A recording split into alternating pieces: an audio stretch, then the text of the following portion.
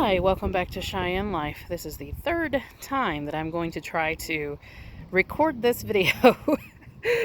I have tried 3 times, and I apologize for the last video that it had such poor quality of audio. I actually tried to record it with my webcam, and apparently my webcam does not have very good audio, although I have 2 mics that are on my computer.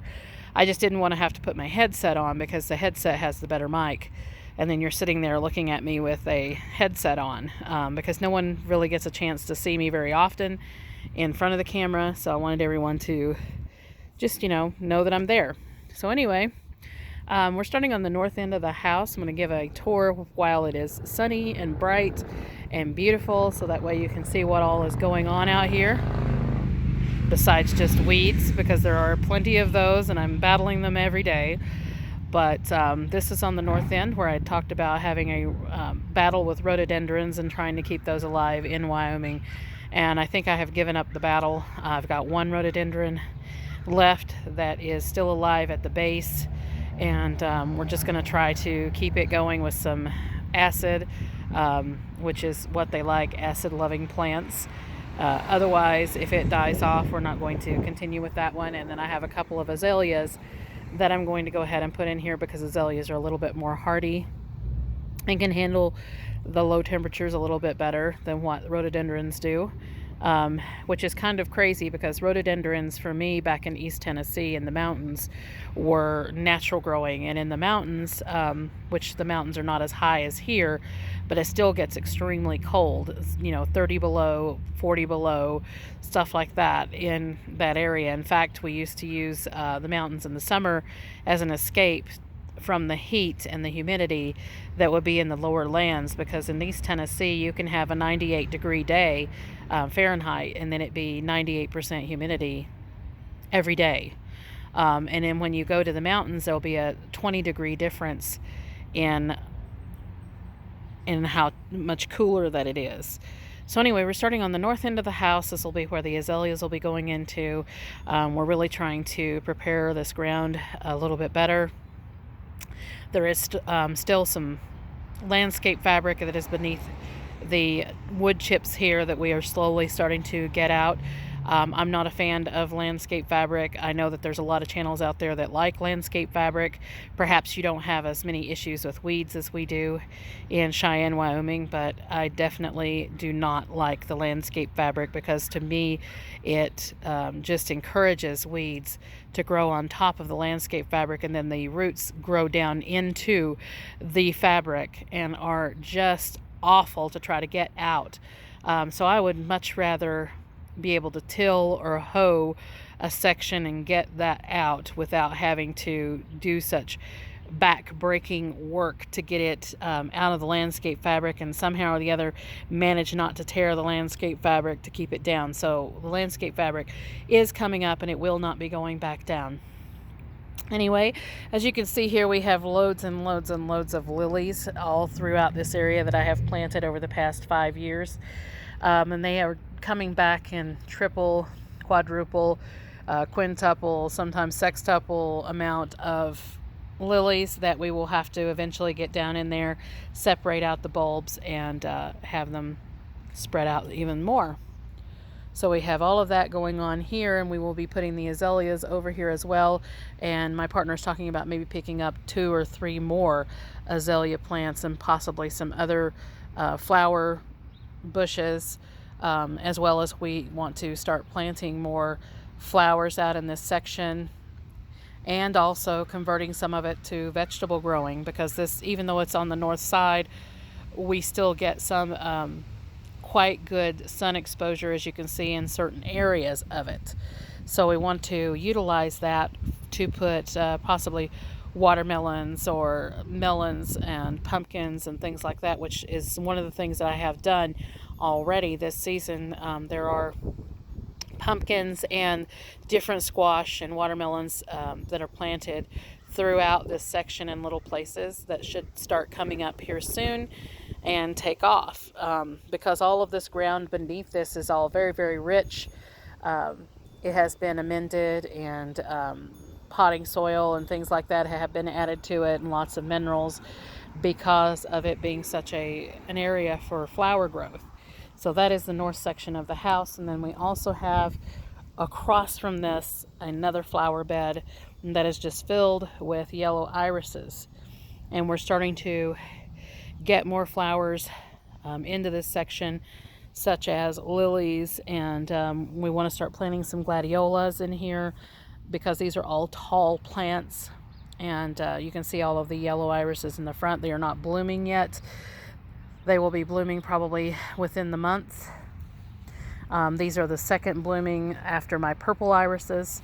So that's one of the reasons why we didn't want to put other irises in here, is because they seem to, the yellow ones, to bloom a little bit later than the purples and the other colors. So then you can see the lilies in the back. I have several different varieties in here that are just gorgeous lilies. When they bloom, they'll be oranges and purples, and there's actually an orange with purple inside. Some Asiatic lilies, and they are also spreading as well. These have only been in this section for a couple of years, and as you can tell, they're just spreading like crazy, and we will need to separate those bulbs. And we have some issues with grass encroachment into here because we had to reseed the lawn in this area due to cottonwood roots. So the cottonwood trees are right here along the edges, as you can see, and the roots grow into the yard. So then we have to go in and reseed every so often on the grass, because those roots tend to kill off the grass. You can see a spot right there in the middle of the screen of where it has killed off the grass.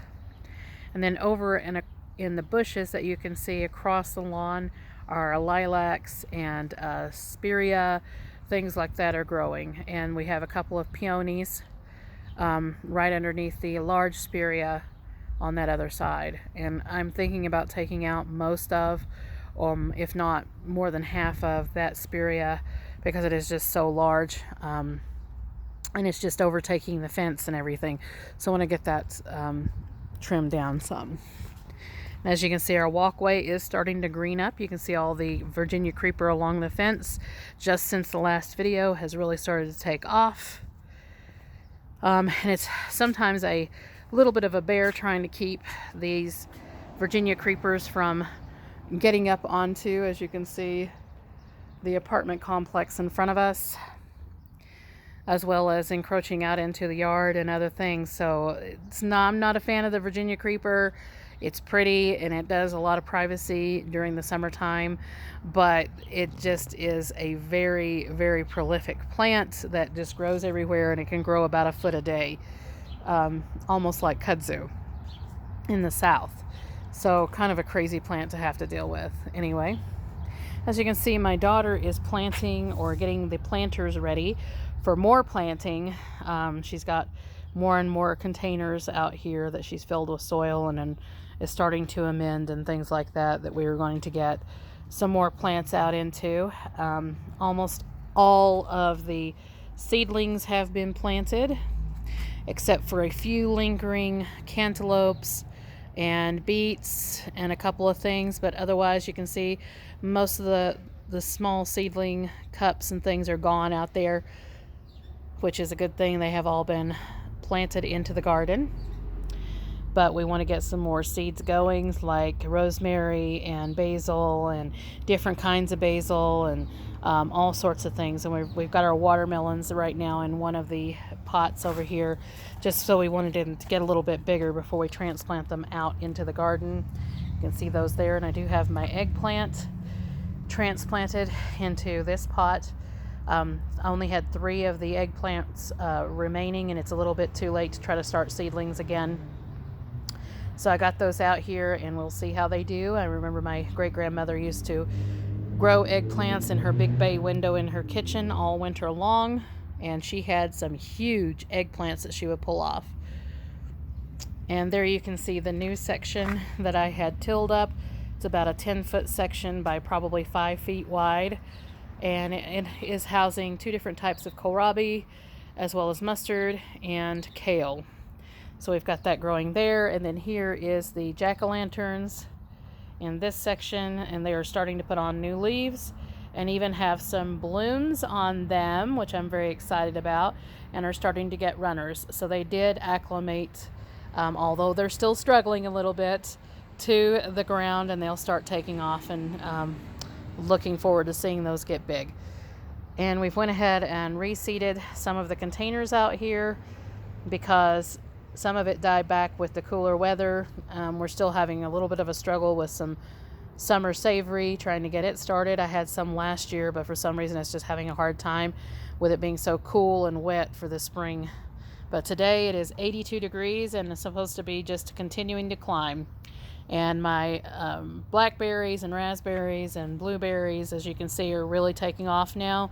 So they are just about ready to go ahead and get them in the ground, which we're not looking for much of a harvest from them because they have struggled a little bit this spring, and you never get a harvest on the first year usually. And there are the hanging pots that we had all planted up. They are all beginning to take off and bloom. These were all plants that were frost damaged at Lowe's that I picked up for really cheap. I think they were like $1 a pack, and they have really started taking off and blooming, and I didn't even know what color some of them were. So we've got some purples, some reds, and some yellows, and the pansies are taking off, and the long planters, and the marigolds, the button marigolds. The mint is really starting to take off, and you can see those two azaleas in the back. I got an orange one, which is a flame azalea, and the pink one. And then we have some random squash seeds all throughout this section that are planted that should be coming up soon. We got some sages coming up. Tomatoes are starting to really take off. And all of the container plants, the rosemary is just draping out and over the pots. And then here is the main garden, the rutabaga that I finally got thinned out. I'm going to have to thin it out again. Oh, because some of the seeds that did not come up originally are now coming up. So I'm going to have to get in there and get those thinned out again. The broccoli is just taking off and doing wonderfully, getting extra leaves, getting big. Got some more carrot seeds planted in. The radishes, I got some more radishes planted, and those are beginning to really head up now. My parsley and my onions are all doing great. Some of my onions have went to seed, which is just fine by me. They can seed all they want to, or I'll gather the seed, either one. I've got some broccoli and cabbages in the back that are doing great. I still have 6 cabbages remaining that survived and are just taking off now. You can see they're getting bigger by the day, by the hour even. And the cauliflower the same. My leeks are up, which you can't really see them in the camera, but they are all up, and I'm probably going to have to thin those pretty soon. The fennel came out beautifully. We planted some more spinach because the spinach came up pretty sparsely, and it was probably because of the cool weather, so I went ahead and got that planted. And here in Cheyenne, Wyoming, I'm able to grow spinach the entire season because I try to keep it in an area that doesn't get a huge amount of sun. That area is sunny right now, but more towards the evening it gets very shaded over here. So that's why we put a lot of crops over here in this section that are shade-loving plants. Even the carrots do very well in the shade. So we do that with that just so we don't end up having a useless section. And then we have all of our lettuce came up, as you can see there, and collards here, as well as the lettuce in the back, and all of the cauliflower doing wonderfully. And as you can see, even the yellowed leaves are now gone from the cauliflower. And they have started spreading and taking great leaps and bounds of growth on. And then all of the peas came up. And all of my beans have came up in my bush variety beans. They're Blue Lake bush variety. I'm still waiting for my seeds to come up on my zucchini and cocozelle squash and yellow squash, but I did plant them kind of deep with it being cooler weather. So we'll see if they come up. If they don't come up, I can try again, because we can have yellow straight neck squash and zucchini and things like that. We can still plant those seeds all during June and still have a harvest all the way up to the end of September. And then we do have more peas here. and as well as the tomatoes are just really taking off now. And that is the super sauce tomatoes. And then I had forgotten this section over here the last time that I did the video, but you can see my rhubarb here is starting to green up, get bigger leaves, and starting to put on some extra leaves. And then we have a tomato over here. I just put it wherever I had extra space. And that one is actually doing probably the best out of all of the cherry tomatoes. Funny enough. And that soil was not even amended. And look at it. It's just beautiful. And then we've got the purple iris that is getting ready to bloom. There are several stalks in there that have blooms on them. You can see one here, and as well as here. And then we have some more squash that is in this area. And then all of my onions came up. So 250 onions that we have, or actually 247, because 3 of them got pulled up by something. And my roses are getting ready to bud up and start blooming. So really loving that. And I think I'm going to have to pause this video and go into a second video.